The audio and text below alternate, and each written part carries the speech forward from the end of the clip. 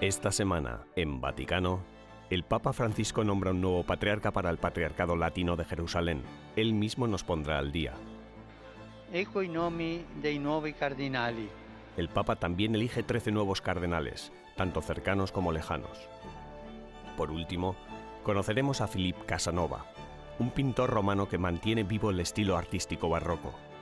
Todo esto y más, ahora, en Vaticano.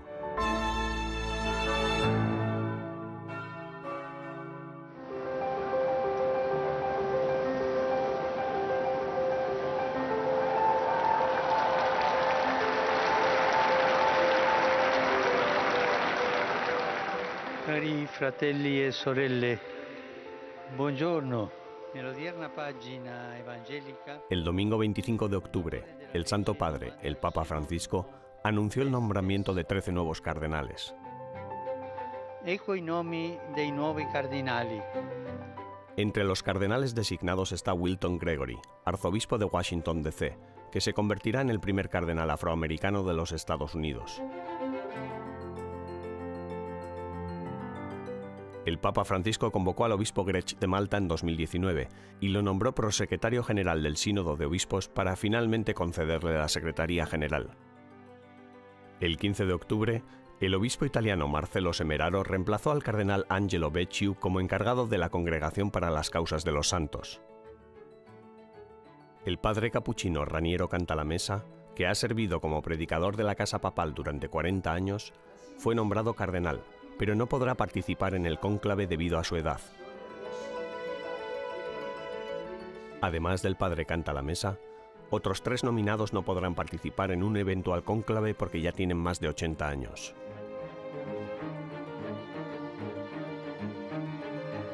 Cada nominado es importante porque cada uno colabora directamente con el pontífice romano. Asesoran y ayudan al Papa en el gobierno de la Iglesia. Participan y votan en la elección de los futuros papas, sin olvidar que muchos de ellos pueden ser elegidos sumos pontífices en el próximo cónclave. El consistorio que nombrará a estos nuevos cardenales está previsto para el 28 de noviembre. Sin embargo, no está nada claro si los candidatos podrán viajar al Vaticano debido a la segunda ola de coronavirus que amenaza a Italia. A día de hoy ya sabemos que las celebraciones navideñas del Vaticano se están preparando con una presencia mínima de fieles.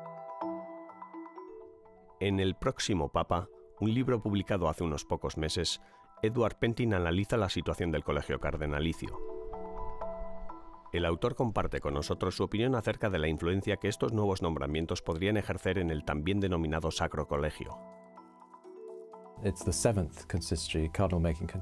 el séptimo consistorio cardenalicio. En cierta medida, el Sacro Colegio se está constituyendo a imagen del Papa, porque ha escogido a los que parece ser de su propia cuerda.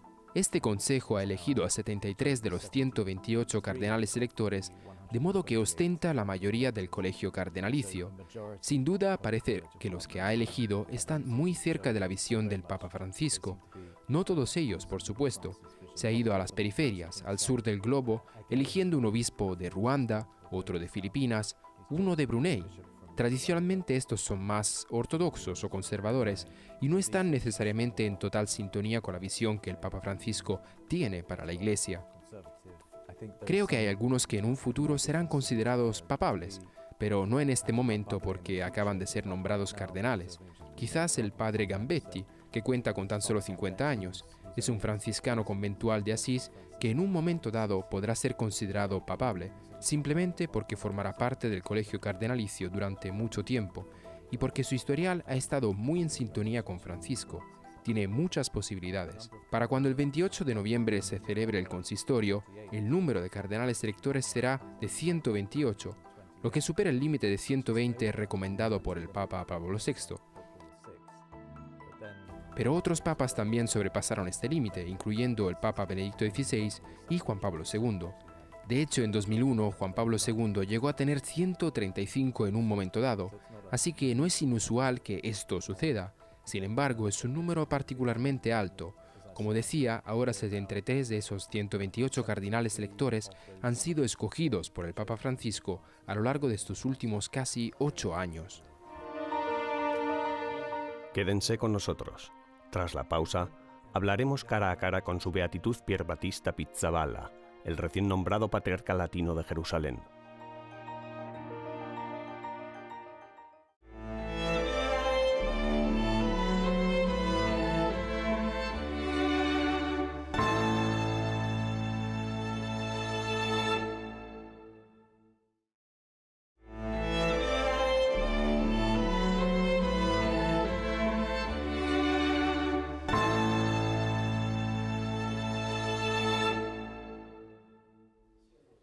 El 24 de octubre, el Papa Francisco nombró al arzobispo Pier Battista Pizzaballa nuevo patriarca latino de Jerusalén, y en una ceremonia privada en el Vaticano le impuso el palio, una prenda litúrgica que llevan el Papa, los arzobispos metropolitanos y el patriarca latino de Jerusalén, y que simboliza un vínculo especial con la Santa Sede.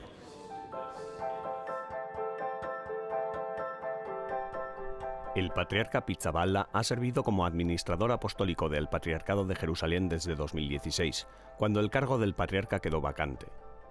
Durante su estancia en Jerusalén, el nuevo patriarca ha demostrado ser un administrador eficaz. Fue capaz de poner en orden las finanzas del patriarcado en tan solo 4 años, revirtiendo una situación que ascendía a una deuda que superaba los $100 millones. There have been 4 difficult years. Han sido 4 años complicados en los que he seguido unas directrices muy claras. Primero, poner la administración, de nuevo, en orden.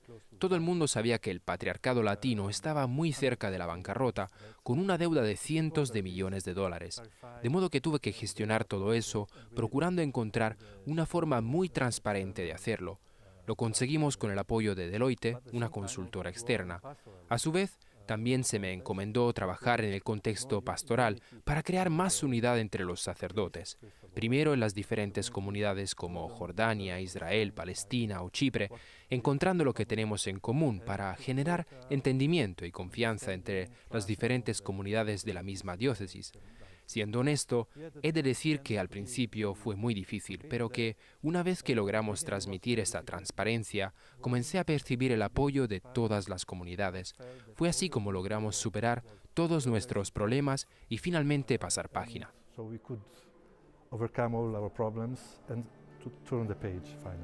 Una buena situación financiera para el patriarcado latino es importante para los cerca de 300.000 católicos que viven en Israel, Palestina, Jordania y Chipre. El patriarcado sostiene escuelas, hospitales e iglesias católicas.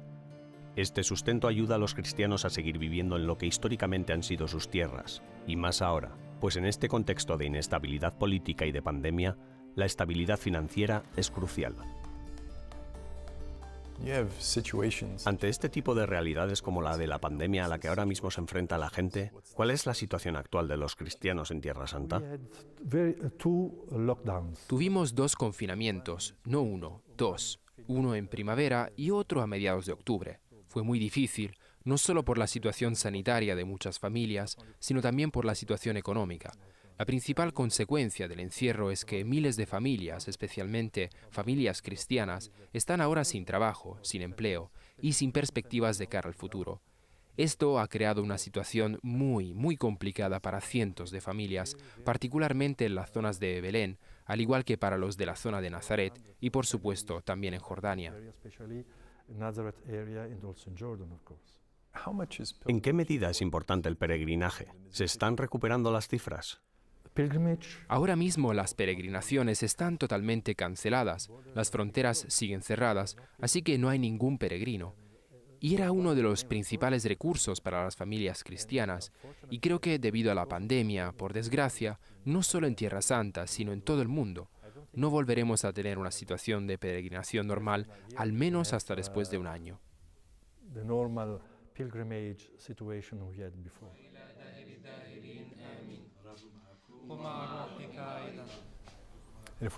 Y a día de hoy, ¿cómo están los cristianos, en particular los de Palestina?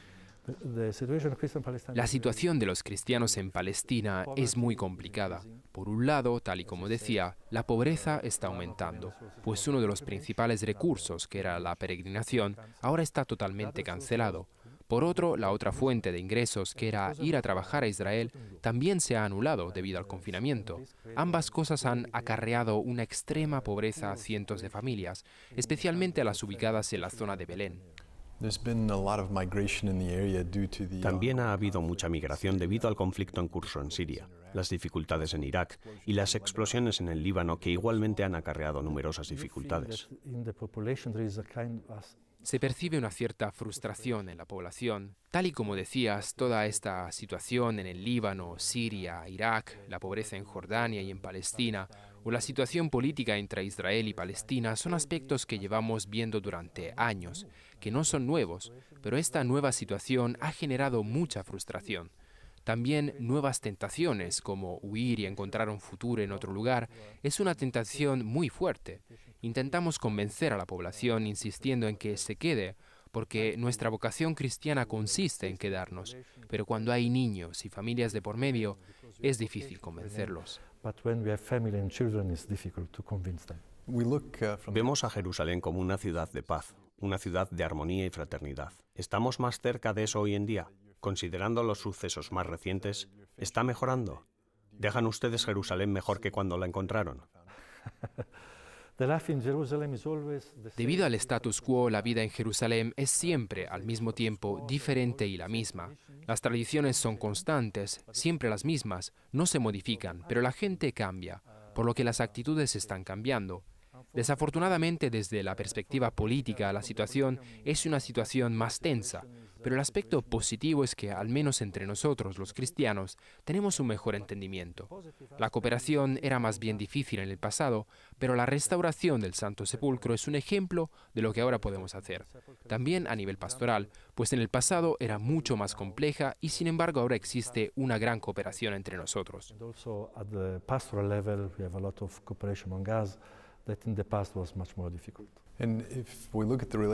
¿Qué importancia tiene la relación entre los caballeros y las damas del Santo Sepulcro con su apoyo a los cristianos? ¿Qué le ha aportado Tierra Santa en estos años? En estos 4 años comprendí lo importante que es el papel de los caballeros y damas del Santo Sepulcro para Tierra Santa. La mayoría de las actividades pastorales y educativas, escolares y parroquiales que tienen lugar cada año son apoyadas por los caballeros y las damas del Santo Sepulcro. Hasta ahora, en cierto sentido, hemos hablado de lo que usted ha aportado a Tierra Santa. ¿Pero qué le ha aportado Tierra Santa a usted?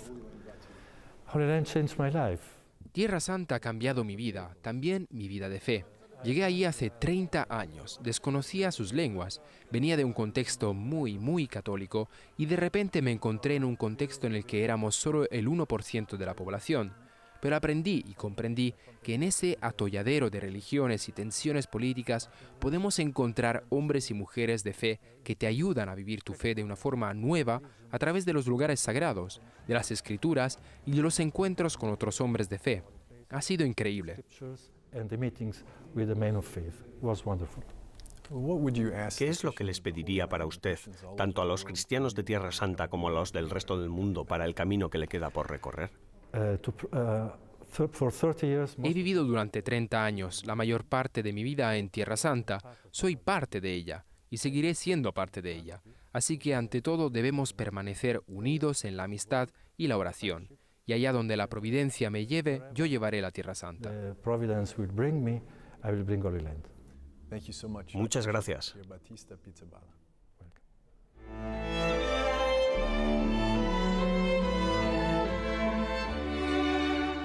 Sigan con nosotros. Tras una breve pausa, el pintor romano Philippe Casanova nos introducirá en el arte barroco que destila su estudio.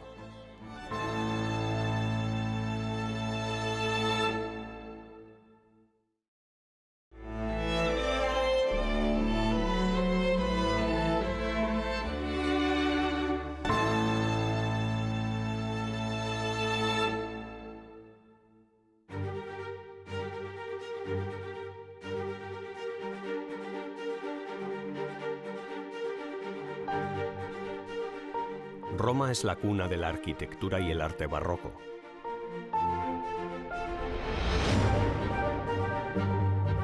El barroco surgió aquí en el contexto de la Contrarreforma del siglo XVI, con la intención de reafirmar y difundir la belleza de la doctrina católica y revivir la fe popular.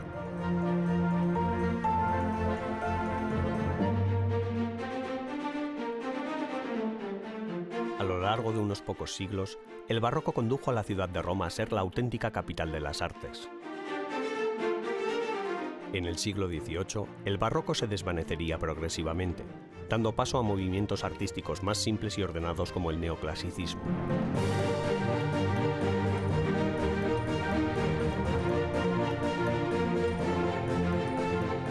Sin embargo, en el estudio del pintor romano de origen francés, Philippe Casanova, el espíritu barroco sigue triunfando.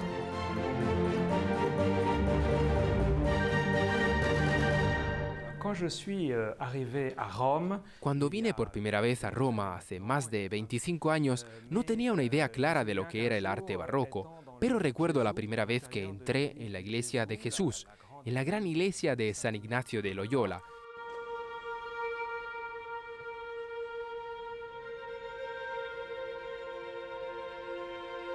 Y esa explosión de luz, de colores, además de la armonía que todo tenía, me pareció extraordinariamente hermosa. Fue como si Roma, de repente, de alguna manera, se hubiera convertido en mi hogar. Me sentí profundamente atraído por esta ciudad y poco a poco llegué a pensar que había una relación especial entre Roma y el barroco, que el barroco era algo característico de Roma.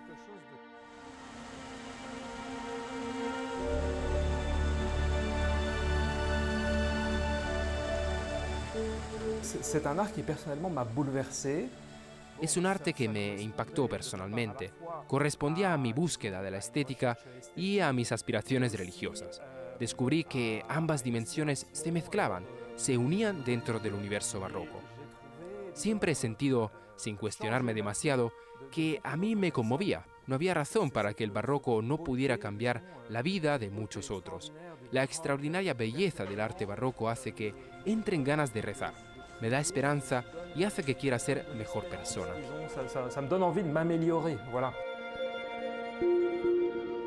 Philippe dice que siempre pide al Espíritu Santo que guíe su pincel para hacer de su arte una oración. Y utiliza la luz en sus pinturas para expresar la dimensión sobrenatural que rodea la existencia humana. De hecho, la luz es fundamental, sobre todo porque estamos en Roma y esta ciudad siempre tiene luz. Las pinturas que vemos en Roma, las que absorbemos cuando vivimos en Roma, están llenas de fuertes luces y sombras.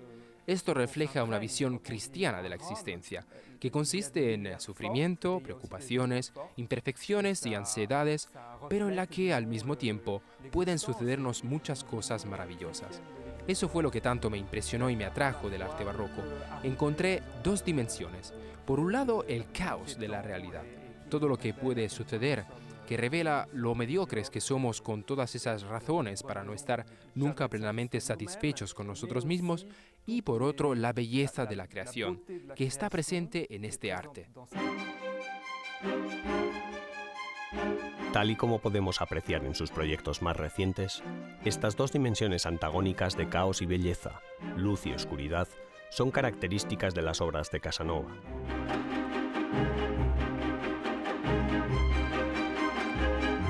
La pintura expuesta en el oratorio de San Felipe Neri, la iglesia de Santa María en Vallicella y el nuevo techo de una iglesia barroca de Roma. Ambas están dedicadas a San Felipe Neri, el tercer apóstol de Roma, quien además de ser el fundador de la congregación del oratorio, era un ferviente defensor del arte barroco.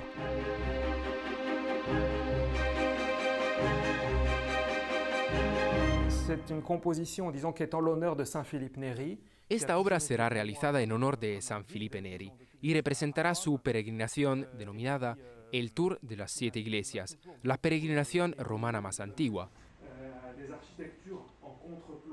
No sabemos con exactitud si la creó San Felipe Neri o si lo que hizo fue restablecer una tradición más antigua, pero es una peregrinación que he estado haciendo durante años y ya que es tan importante para mí, llevo mucho tiempo pensando que debería hacer una pintura o mejor, un ciclo de pinturas sobre ese peregrinaje. Gracias a la peregrinación yo quedé profundamente encandilado por su belleza y a su vez comprendí mejor la vocación espiritual de Roma, la ciudad eterna.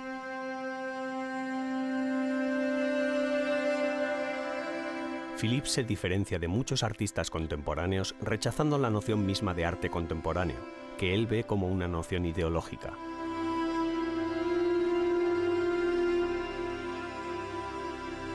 Está convencido de que la belleza es intrínsecamente atemporal y universal. Je pense que le beau donne surtout envie aux... Creo que la belleza hace que los seres humanos quieran mejorar. Les hace darse cuenta de que hay una parte bella en cada uno de nosotros. Es por eso que el papel de un artista debe ser tratar de reflejar y engrandecer esta belleza. Y al mismo tiempo, si uno es creyente, se percatará de que esta belleza visible y perceptible es un mero reflejo tenue de la belleza y el esplendor de Dios y de su bondad. De lo contrario, ¿por qué nos habría regalado esta maravillosa creación? Toute cette création, nous aurait environné de cette création merveilleuse.